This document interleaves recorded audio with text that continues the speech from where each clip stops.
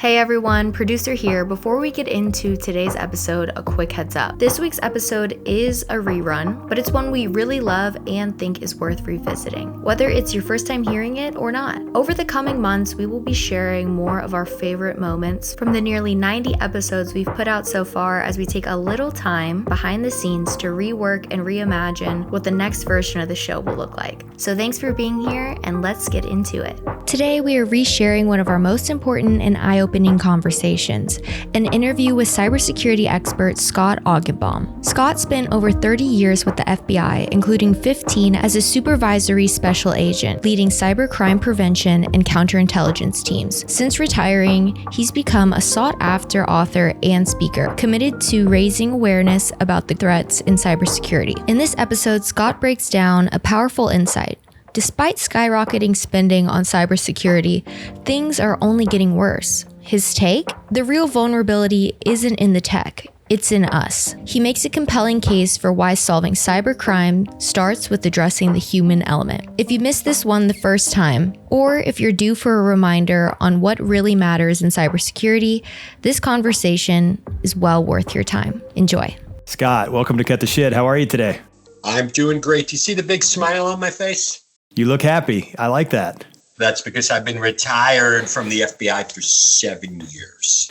7 years. So we'll get to that. We'll get to that in a little bit. So, but before we kind of dive into the meat of the discussion, I always like to start with a little kind of warm up, get your brain moving, especially now that you're a retired guy. So you're relaxing all the time. So we'll make sure you're ready to go.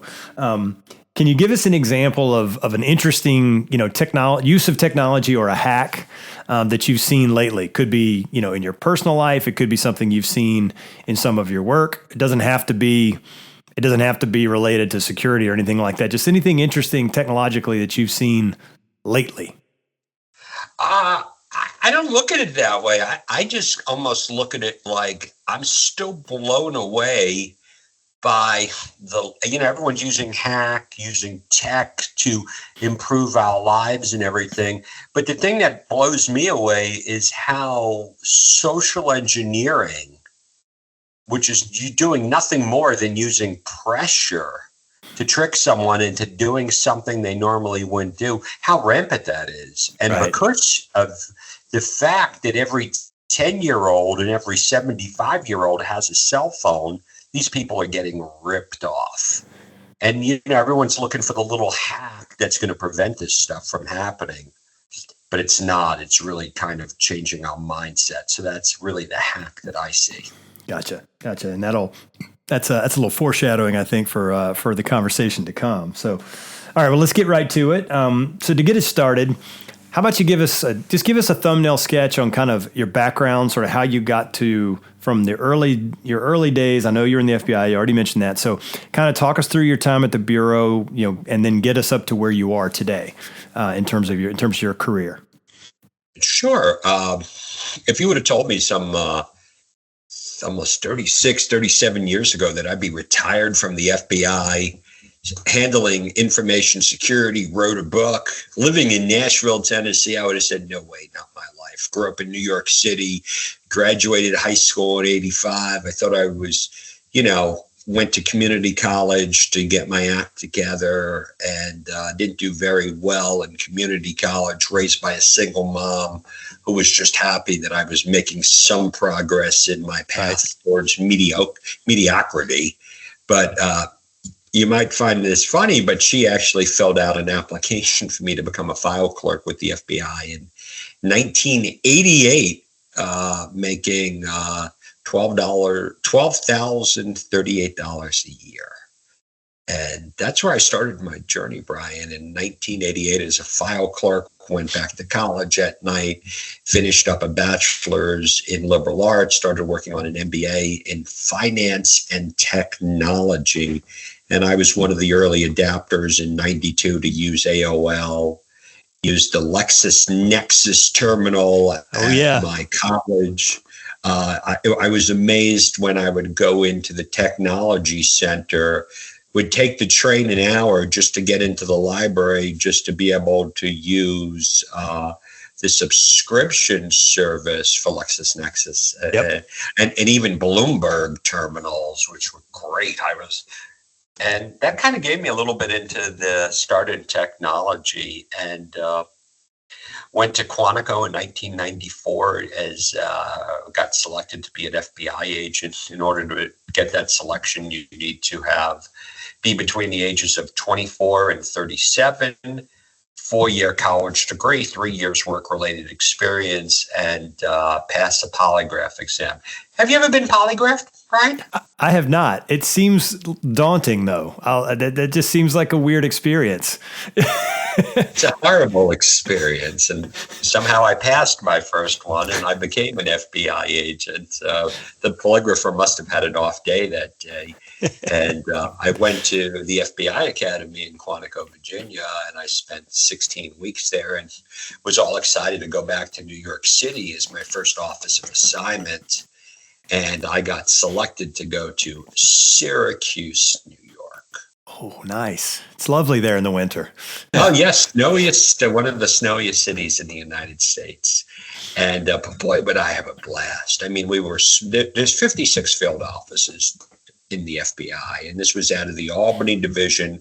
And we have these resident agencies, which are smaller sub offices. So we had a 9-man office and covered 5 counties all the way up to the Canadian border. And when I got there, I was like, what am I going to do? Like stolen snowmobile cases. But, I was dealing with bank robberies, fugitives, drug cases. And in 1998, the FBI became the lead law enforcement agency responsible for critical infrastructure protection, not cybercrime. And since I had advanced, I would assume at that point, was it like utilities? Was a thought around like the grid? And yeah. Okay, yeah. Yeah, I'll get to that. But the reason I got selected for that is because I had advanced computer skills in 1998. You want to take a guess? What do you think advanced computer skills were? You knew what the internet was? You had an AOL account and you were in some chat rooms? I don't know. Like what it couldn't have been much. I mean, maybe you had a little Fortran. You took a Fortran class. Fortran. I can't even spell. I was a whiz with Windows 95. Ah, well, there we go. Okay. I was going to say Windows 3.1, commands. You could do some basic commands. Hey, listen, I always joke and I go, hey, does anyone remember the days of DOS? And I go, don't raise your hand, because if you did something fun and productive, you didn't date very much in high school. Windows 95 came along and it made everything easy. And I remember the first time that I ever dealt with it, I got a telephone call from a internet service provider in Oswego, New York, who called me up because somebody was selling stolen property on these things called bulletin boards. Right. And one of the great things about being an FBI agent, I learned from one of my mentors, is crime doesn't happen in the office. You got to be out of the office. So I got in the car, drove out there, met this guy. He showed me this thing called the World Wide Web. It was one of those small internet service providers. And at that point, I got hooked. I don't remember what happened to the case, but I remember I went out and spent about $2,000 on a 133 megahertz gateway computer. And by default, I became the internet guy in the office. And now the National Infrastructure Protection Center comes in.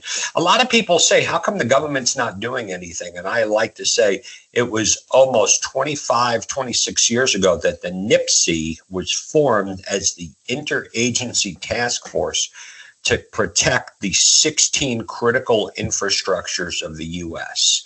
And what do they all have in common? There's a lot of foreshadowing here. Critical infrastructure was owned by the private sector and not the government.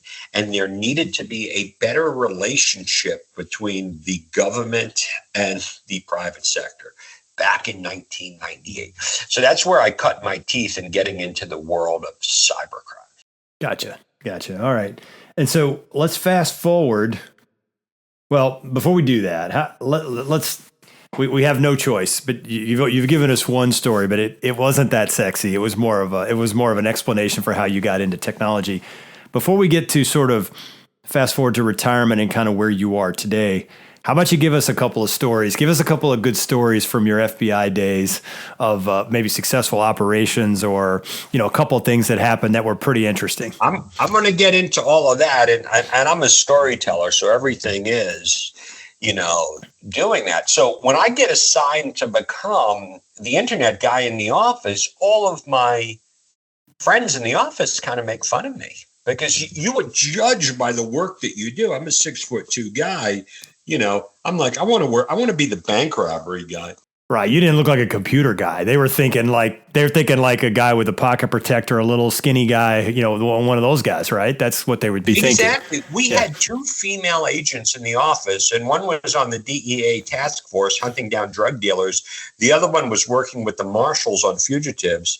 And I'll tell you one of my stories at the time and this isn't a sexy story, but it really kind of goes into what it was like. I mean, I get a call from the National Infrastructure Protection Center. It's 2000 or so, and it's a snowy Sunday in April in upstate New York. And they tell me that there is some kid at Potsdam University trying to gain unauthorized access to the Cape Kennedy Space Center. And they give me one set of instructions. Go neutralize the threat. So what does that mean to you, Brian? That sounds like kill him.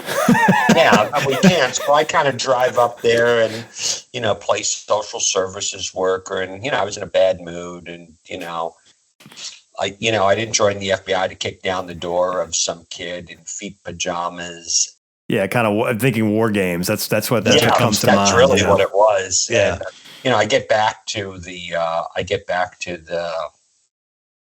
office. I call the National Infrastructure Protection Center, and I tell them I neutralized the threat. This kid will never use a computer again. Trust me. And I get a call about 2 or 3 days later from the kid's mother, who's really concerned because her son didn't go out of the house for the past week. And I go, what did I have to do with that? And she goes, well, you told him there was going to be a black van following him everywhere he went. And I was like, all right, we'll call it off. There was no black van. But back then, Brian, we were chasing thrill seekers. We were chasing amateurs. But after the events of September 11th, the FBI forms a cyber division at FBI headquarters to combat this emerging cyber threat, because we're starting to see credit cards on the internet, and that is where things are going. Now, I go to FBI headquarters in 2003 to become one of the first supervisors building up the FBI Cyber Task Force program. And when I take this job, a lot of my peers again made fun of me. They said, you're committing career suicide because the cyber problem will go away by 2007, and it'll be solved by a lot of smart people with technology. Let me ask you, how's that working out for anyone today? Yeah, that hasn't really gone as maybe they thought. My assumption is the path to career growth was through the field, I would assume. Through the what? Through field offices? Would that be the norm? Yeah. So my wife hated the weather in Syracuse. Imagine that. Shocking. There was only one place to go. I went to Washington, D.C., into the cyber division, and then I was getting groomed to take a field desk, which then I'm promoted in late 2006 to be the first cybercrime supervisor in Nashville, Tennessee, handling a squad of 7 FBI agents, 10 task force officers. But I'm going to be honest, in 2007, about 85% of my work was online child exploitation. And we were seeing that. And then I would say probably in about 2008, that's when it all changed. And nobody really wanted to take this stuff seriously. And through my eyes, what's happening in 2008, we're starting to see transnational criminal enterprises are really starting to step up their game. That's when there was something called the Russian Business Network, which was a bulletproof internet service provider in St. Petersburg, Russia, that was responsible for a lot of the malicious code being distributed, a lot of the child pornography. The Chinese started stepping up their game, and that's when we see a lot of big breaches that are going in. We're seeing Google is being targeted by the Chinese government. I start seeing in Nashville, Tennessee, in about 2008, 2009, the Chinese government starts to get into healthcare to steal their bandwidth. So now things are starting to change a little bit. Right. But my frustration is nobody's taking it seriously. I'm going to be speaking at the ISSA conference this year, because I spoke at it 18 years ago. And I'm going to compare and contrast what was going on in 2006 to what is going on today, and being able to tell everyone that it doesn't surprise me that we're in the situation that we're in today. And we'll go through that. I have a whole path to lay out there. But that's really the transition for me, getting to Nashville, where I start managing this, at first, sleepy little squad.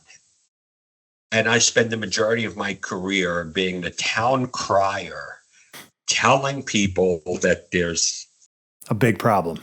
Yeah. Big problems coming. Right. And so, okay, so fast forward.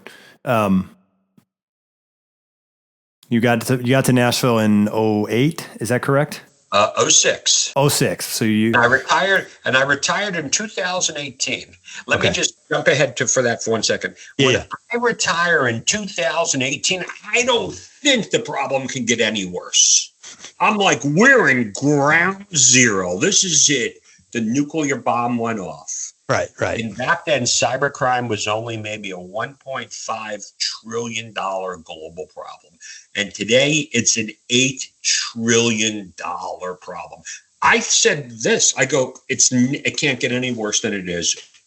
And I feel like I've been saying that my whole career. For decades, I've been saying, well, we're going to get our shit together. I mean, I can't say that because that's the name of it. Yeah, you can say that here. Yeah, it's a safe space, Scott. Oh, good.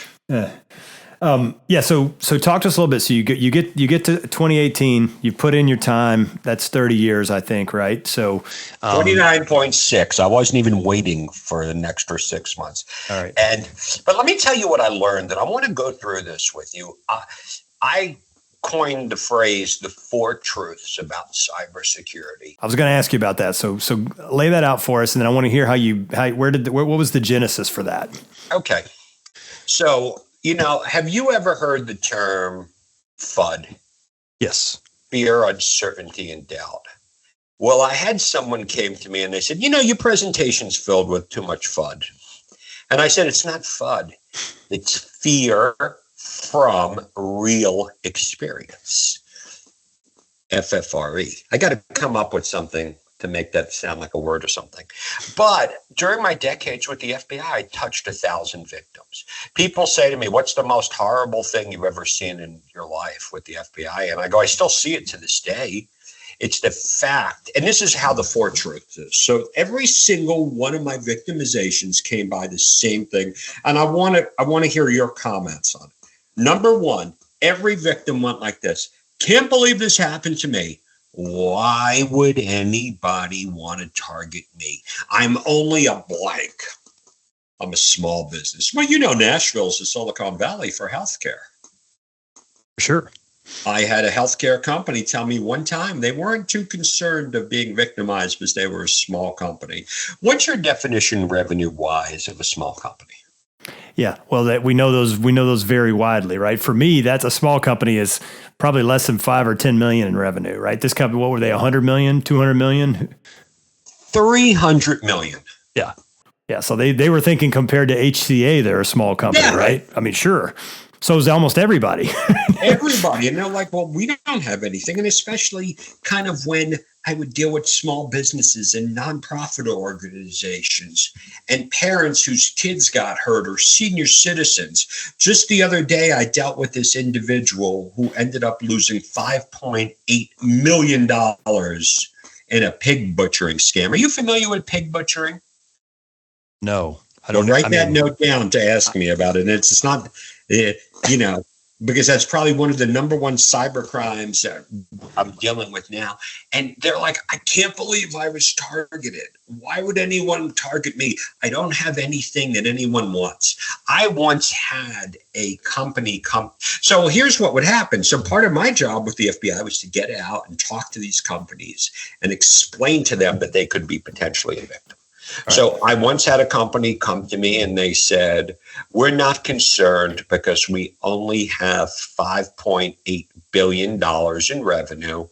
And according to, I guess it was, some big data breach report, the cyber criminals were only targeting companies over $10 billion.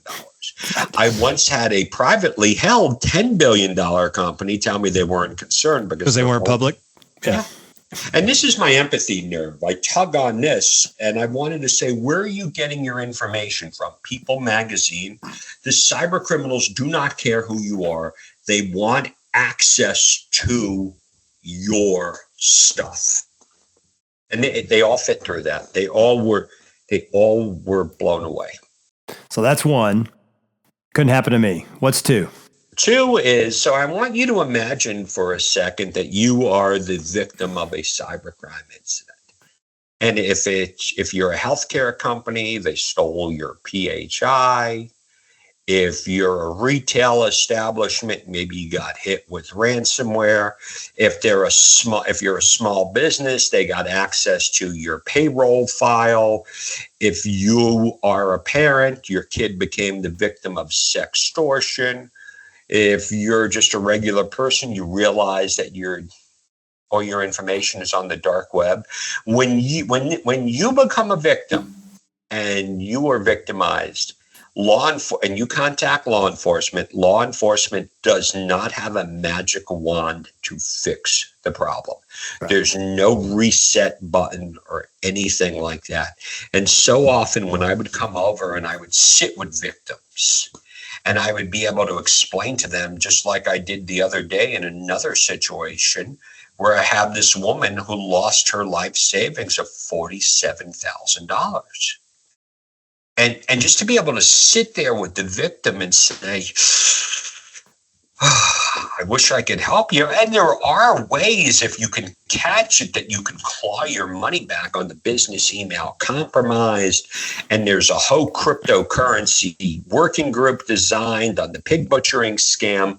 But I hate to say it, once you're a victim, like that's my whole goal for people is and I say this in all of my presentations. I have one goal here today, not to meet you as a victim. Yeah. So that's truth number two. All right, number three. Number three is, as we in the private sector keep spending more and more money on the problem, I'm going to tell you that I always would say in law enforcement, we're not going to arrest our way out of this problem. Well, we need to build better laws. There's new legislations. There's a new cyber policy. And then I go like this. The bad guys are in Russia, China, Iran, North Korea, and they're in a lot of different lawless parts of the world where we can't get it, where we can't put the bad guys in jail. Even though the FBI and the Secret Service still do a great job in arresting bad guys, it's almost like anytime I would see like the Coast Guard would intercept, 100 kilos of coke. And, in law enforcement, you want to celebrate when you do that. But at the end of the day, you're not solving any problems. No, it's a Band-Aid. It's a symptom. It's not the root cause, right? That you're dealing with. It's almost every single thing that I deal with today, it kind of breaks my heart. But because, I dealt with a CPA the other day. They got into his email system. They were able to intercept an email. They were able to trick him into sending money to the wrong account. The bank even asked him, are you sure you want to do this? So the bank has no liability whatsoever. By the time, you bring in law enforcement, it's gone. 4 weeks later, we're not putting the bad guys in jail. Yeah. And I dealt with this time and time again, even to this day, whenever I speak with a victim, because they all find me. Somebody said to me, they go, Scott, how are you going to stay relevant when you retire from the FBI? And all the victims, everybody finds me. I'm on LinkedIn. And I hate to say it, Ms. Brian, when you call me, I'm hospice. Right. It's too late. Yeah. I'm going to listen. And then I had this epiphany, and it was probably about 2016. I was out. I was talking to a victim. This individual, and something that still plays out 8 years later, went to Google, looked for an investment advisor specializing in a certain investment, clicked on the first link, which was the sponsored link from Google, because if it's a sponsored link from Google, it has to be legitimate, right? Sure. No. And then he got tricked out of $700,000. Yeah. And we opened up a case. We followed the money. We lost the money. It went from Tennessee to California to New York to Georgia, but unfortunately it went to the country of Georgia. And I'm sitting there with the family, and the family's looking at me going, what if this was your father? And I was getting abused verbally and emotionally. And I'm going to be honest, I got depressed because that was every day. And I just wanted to put my arm around the victim and say, well, if you just would have done these 4 or 5 things, you would have prevented victimization. And that's when I learned the 4th truth to cybersecurity. And that is a majority of the cybercrime victimizations could have been prevented if my end users were only armed with a few key pieces of information. And I know I'm oversimplifying it, but I've identified patterns of victimization. And and I wrote a book called The Secret to Cybersecurity. And you know what the secret is? There is no secret. It's common sense. It's hygiene. It's being aware of this. But common sense is not common practice. So when I retire in 2018, I start, going out and starting to speak to companies and writing books and building training programs for companies, just with one goal: to share my level of knowledge.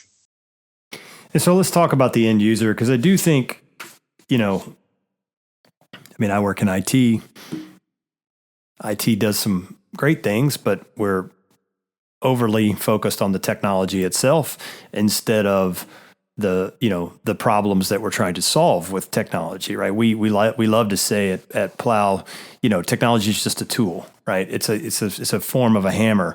Hammers are good for certain things. They're not good for other things. And you always need to keep in mind that it's just a hammer, right? It's not a magic wand, to use to reference something you said earlier. And so, we've fallen, well, maybe not fallen into the trap. A more cynical person would say we followed the money to more and more complicated, more and more expensive technology solutions to try to solve a problem that we're really not actually solving the problem, because the problem is at the end user level, right? I remember when I was a CIO, the first time we had a breach, I remember my CEO asking me, well, what's the likelihood of this happening again? And I said, it's 100%. And he said, what do you mean? I said, there's going to be a breach again. I don't know when, I don't know where, and we'll do our best to minimize that. I was like, but it's going to happen. I said, if you don't want to breach, we've got to get rid of all the cell phones and get off the internet.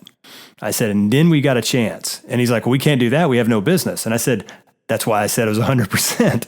And I still stand by that statement. That I think, that's what, if you think about the concept of zero trust, is that in a nutshell, right? The primary assumption is don't trust anybody and assume breach, right? Those are the sort of the 2 founding principles of zero trust architecture. Because as you know, right, you can prevent a lot of these things with better end user behavior, right? Because the more and more high tech we get, it seems to be that the more and more this, to your point, you talked about social engineering first, as your hack or as the technology trend that you wanted to highlight. And to me, it just becomes more and more important that no matter what we do, the devices we have that we cannot live without now, phones and mobile computing, have made us made it that much easier to be accessed by social engineering. So I'm curious to know, so you've talked about the difference, but you want to give the speech from 06 to 24.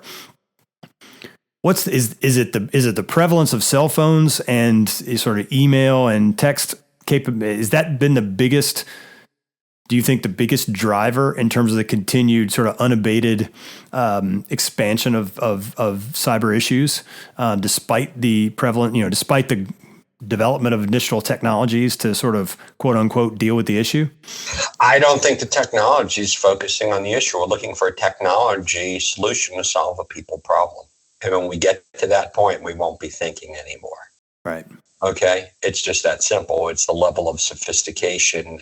People don't realize the lack of sophistication that is required to pull one of these major cyber breaches off. Now, the big companies have lots of money to throw at these issues, but they still face their challenges. They still don't have the buy-in from upper management because, in today's day and age, a C-suite's only staying at a company 18 months to 2 years. I mean, I have seen some companies here in Nashville that people think are highly rated. And I'm like, if you just would realize how the CIOs ran some of these companies into the ground because of their lack of understanding of the threat and their lack of throwing money at shiny objects because this guy bought the product. And, and my whole, and I'm going to be honest with you, I pretty much given up on trying to help corporations. I mean, listen, I get brought in to change behavior and stuff like that. I help people.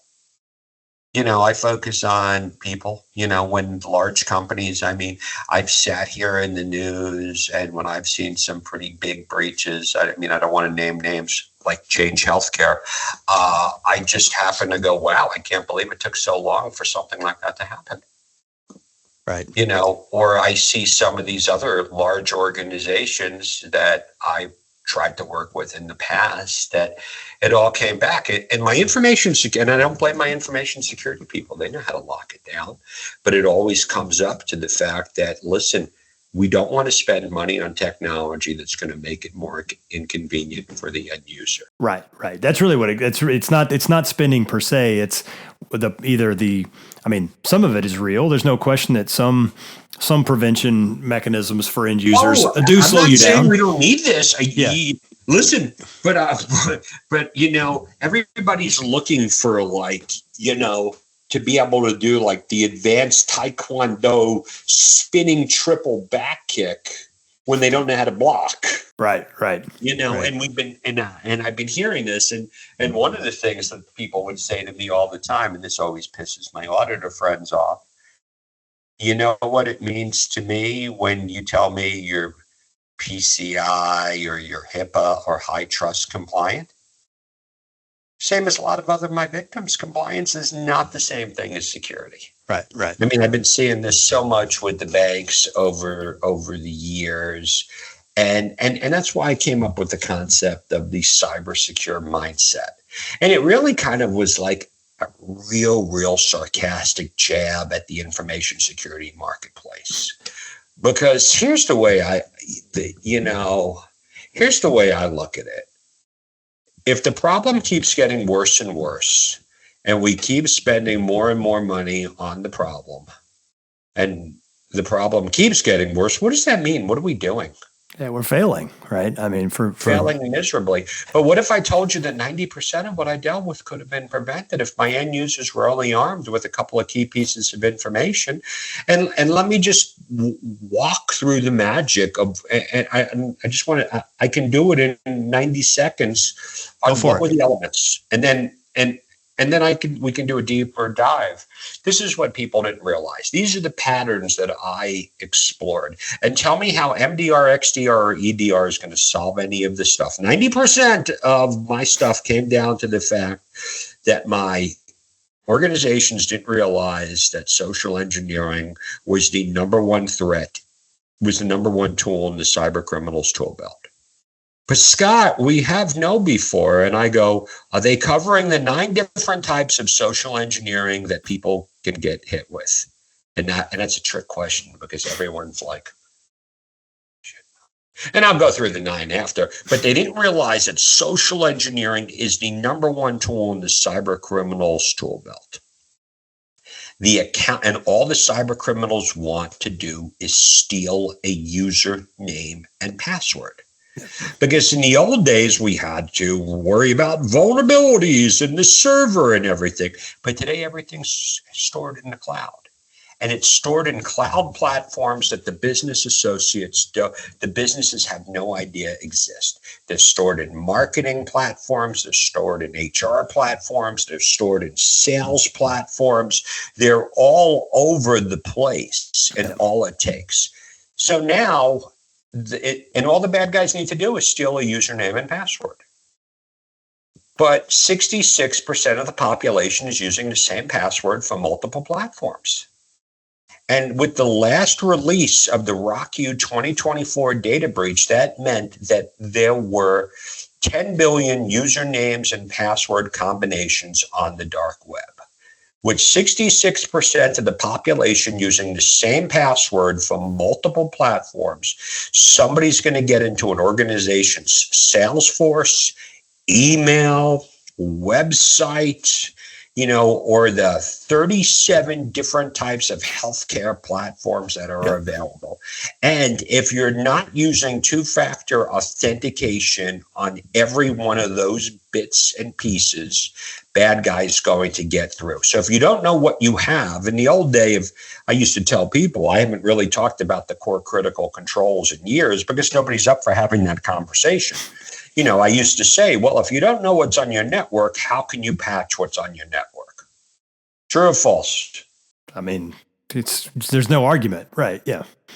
But now, if you don't realize that your salespeople have 13 different cloud-based platforms that are storing customer information, and you don't even know if they have 2-factor authentication. Because let me ask you, from your experience, do salespeople like to put 2-factor authentication? Of course not. Right. No one wants to do that stuff, right? They hate it, right? They will actively undermine it if they can. Yeah. Okay.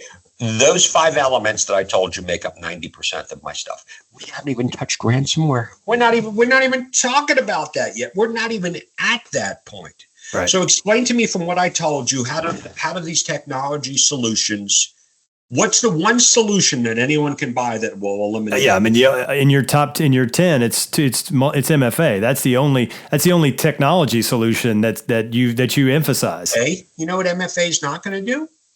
It's not going to stop your clients who get account compromises from sending your people business email compromise messages. Well, you didn't say it was a panacea, but I mean, I was surprised when I first read the list. I was like, well, of the 10, there's really only one thing to buy in here, and you're not saying it's the end all be all. You're saying it's the only technology solution, at least at a minimum, that you're saying really makes any sense. You get what it does, Yeah, but remember, you have to identify it, and you can't. And in an enterprise organization, it'll take you years to figure this out. But every small business should have it, and that's what I really think about, and that's what I try to focus on is the technologies available. So if we're talking about the end users, knowing that stuff. And then there's a couple of other things that I think are absolutely no-brainers that you should really be doing.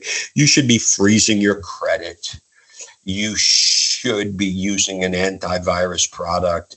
You should be using a VPN. If you are out and about and you like to use the Wi-Fi at Panera or a hotel, you should have a password manager. And you also should block on your iPhone anyone who's not on your caller ID. And to me, what do I want to do? Get into the C-suite, talk to these people. If I can get people to understand these very, very basic concepts, then I can help change the culture of an organization. Let's talk a little bit about that in terms of training, because you've referenced training some, and that's been, I think, probably the greatest failure from a cybersecurity perspective, from my viewpoint, is training has either been poor, non-existent, or when it well intentioned but unsuccessful, it hasn't worked. And if you look at training as a percent of spend, it's very small. So the first thing you can say was that's probably part of the issue, right? Is that where do bank robbers go? They go, what was the old saying about why did somebody rob banks? Because that's where the money is. And I'm not sure that being, there's maybe a reason why we don't have world-class training organizations, comparable to the MDR, XDR organizations, because there's not as much money there. But I'm curious to get your perspective on it as someone in that space. What are you seeing? Is anything that gives you hope relative to the training side of the equation? I listen, to me, I make a great living. I don't advertise. People call me. They're like, hey, can you come to my organization? And I'm like, okay, what's next? Because companies will call me up. They'll say, hey, can you come speak at my event? And I'll go, yeah, sure. They go, well, how much time would be good? I go 90 minutes plus time for questions and answers. And they're like, what? And because, when I get hired, it's like, check the box. Look, we're saying that we brought a person in and, Scott, you're good. And hey, we'll do this. And, and then I started building virtual training and customized virtual training. But one of the things that I find is people want an easy button, Yeah. So to me now, you know what I do? I give all my content, just about all my content away, because I get paid a lot of money from large organizations, and my goal is to help small businesses. So what do? I try to post sometimes I can do it 5 days a week. I'm trying to post these nano videos, just very, very quick 60-second videos that you can watch on LinkedIn to talk about, are you familiar with pig butchering? I was going to say, and we got to get to that because you've mentioned that a couple of times, and I got to tell you, that's maybe the greatest teaser of all time. Because if anybody listening doesn't want to know what pig butchering is at this point, then they're not paying attention. I sort of assumed it didn't have anything to do with real pigs, but why don't you tell us about that, and then we can maybe close. We'll circle back to sort of kind of wrap up with some forward-looking stuff. We'll leave some Easter eggs for anyone who stays around late in here. I'm going to give away a couple of copies. I give away a couple of copies of my book, so we'll leave in a couple of teasers for this. But it's just another form of social engineering, and it is a cryptocurrency scam where you are being reached out on LinkedIn or any other type of social media or even in dating. Red flag, if you meet somebody and they tell you about cryptocurrency trading, run, okay? Run, So, and the reason they call it pig butchering, and I'll explain what they do, and then I'll ask you, why do they call it pig butchering? Okay. So you meet someone online, and a lot of times it's and this is being run out of it's running out of by Chinese organized crime, and it's a human trafficking thing where they have these people who are pretending to be very, very beautiful Asian and Eastern European models. They'll reach out to you, they'll hit you up, and then they'll just start a very platonic relationship with you. And the first clue that they say is, let's talk on WhatsApp or Telegraph. If anyone wants to talk to you on WhatsApp or Telegraph, that means they're outside of the US and they cannot text you. Yep. So they move you there, and then you just have a conversation for 3 or 4 days. I spoke to one of these people, and I was amazed on how well they did with psychology to build a relationship and a rapport. And the first thing the woman says to me is, and she becomes my friend, she checks in. But remember, at the end of the day, we all want human connection.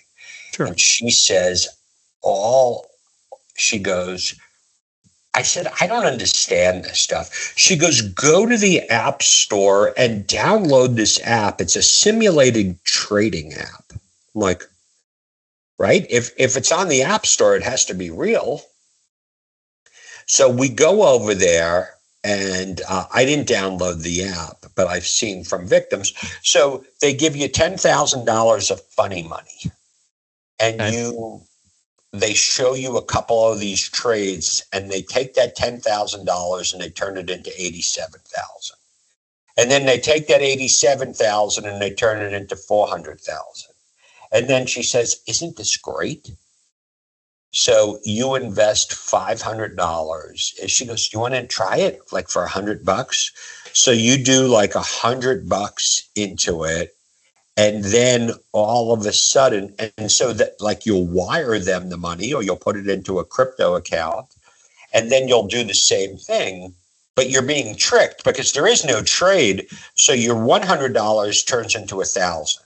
So now you put in $1,000 and that turns into 7,000, and and then you keep doing it. And that's where yada, yada, yada. At the end of the day, I had a victim out $5.8 million of his own money because he thought that he had $500 million. And the way I found out is one of his friends called me because they said, "Hey, a buddy of mine is in a pinch. He wants me to lend him $250,000. What do you think?" So so from what I told you, if I did a good job telling you the story, why do they call it pig butchery? Well, they fattened you up before the kill. Yeah, that's it. Yeah. It's not very nice for the victims, but unfortunately this is happening all the time. Yeah, it makes sense now once you explain the story. If I could sit down with my victims that I met before, that's why I'm so big on the education piece.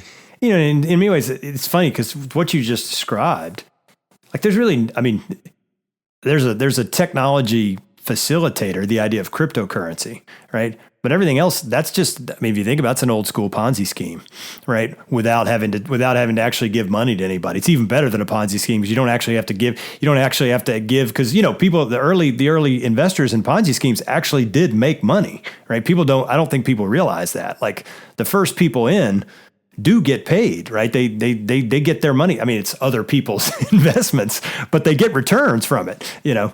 But let me just quickly explain, you know, so for me, when we talk about social engineering, we're talking about emails. We're talking about text messages. Yep. We're talking about telephone calls. We're even talking about QR code phishing, which is called quishing. We are also talking about social media hijacking. Right. You know, like something gets taken over. We're talking about pop-ups where you get your browser's out of date. You have a pop-up. We're talking about malvertising when you go to a website. And if you type in right now, cell phone repair, Nashville, I guarantee you the first site you'll get to is a cyber criminal who will trick you. At the same time, we didn't even touch on the business email compromise. And now we are talking about pig butchering. So I have 9 different social engineering types. And I'm sure if we sit here, we can probably come up with a couple of more. Yeah. But those are the things that's having a cyber secure mindset, is being aware of this stuff. Yeah. And so, you know, so when we think about, I mean, this has not exactly been a sunny conversation, right? When we look to the future. So if we think ahead, you know, next 2-3 years, what gives you hope? I mean, you've already made it clear, you know, sort of we don't want the triumph of hope over experience, and your experience tells you we're not going in a good direction given the past 2 decades, right? In terms of what we've seen in terms of progression. But is there anything happening that gives you hope around an ability to sort of turn the ship a bit, or at least stem the tide? I mean, I'm doing my part. There are people that are doing theirs, but at the end of the day, you can only help those people who want to swim towards you. I did a presentation for a group of doctors' offices. I built them customized content. I did 90 minutes worth of training. I built them a customized live training program. And I was going to pitch them into virtual with the whole cyber secure mindset. But I said, the first thing I'm going to do is I'm going to give everyone here a copy of my book. So even if you don't care about your practice, you can keep your kids safe. You can keep your senior parents safe. This is everything you need. Just go buy an antivirus product or an identity theft solution that has one. You'll be safe. And out of 90 people, how many of them do you think took me up on it? I don't know, 10%, 20%. 3 people.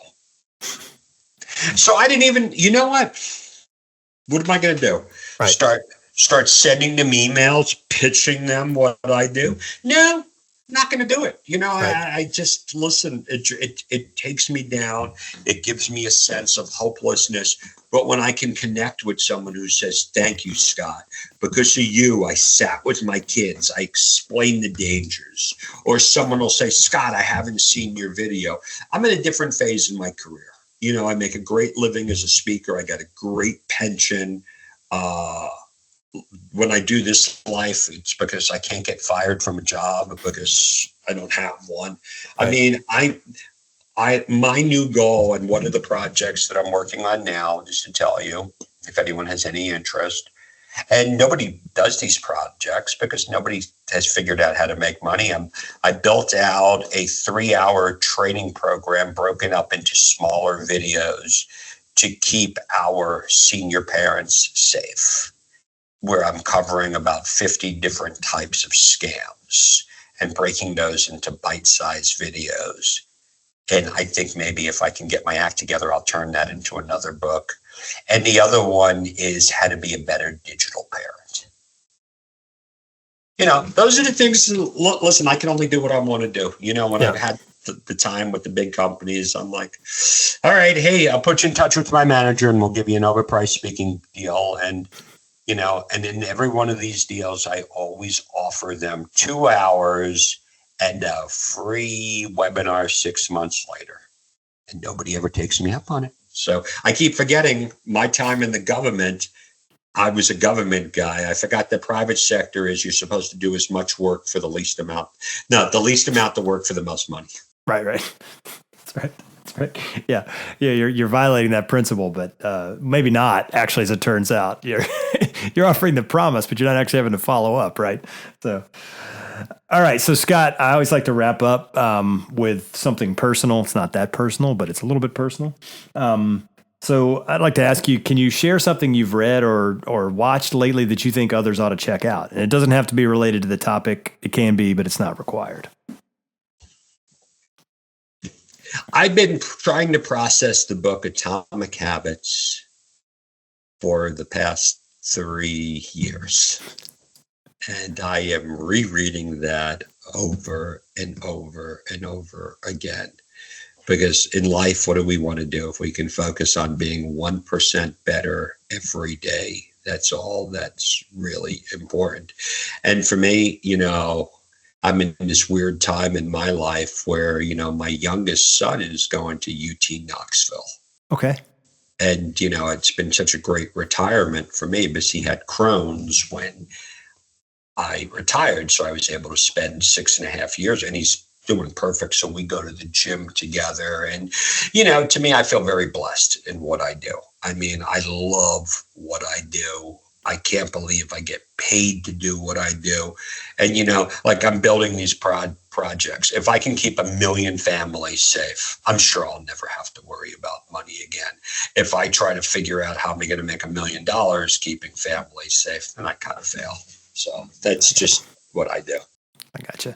Well, Scott, listen, this has been a great conversation. I really appreciate you taking the time. For more information on you, we'll list your website and some of the ways to find you on LinkedIn in the show notes. But is anything particular, a couple of recommendations for listeners to go check out in terms of resources that you think would be a good place for them to start? Start with my website, cybersecuremindset.com. And leave me a note. If you made it this far, I'll send you the audio copy and PDF copy of my book, The Secret to Cybersecurity. And if you're looking for any good recommendations for folks who are good, let me know. Or if you have any questions, I love to answer questions. I'm a public speaker. I get paid by the breath. Gotcha. Excellent. All right, Scott. Well, listen, have a great day. Enjoy the rest of it. And hopefully we'll catch up again soon. Yeah, no, thank you, Brian. This was great. Take care. We hope you enjoyed this episode. If you are enjoying the podcast, we'd appreciate it if you would become a subscriber wherever you get your podcasts. And if you could rate and review the show on Apple Podcasts and Spotify, that would really help us out. Or you can just go old school and tell your friends, your family, your colleagues, and hell, anybody else who you think might want to hear something like this to listen in. If you're on social media, make sure to follow us on TikTok at CutTheShitPod, all one word, where we post lots of clips from the podcast. And last but not least, you can also watch the YouTube version of the show on our YouTube channel at Plow Networks. Until next time, take care and have a great day.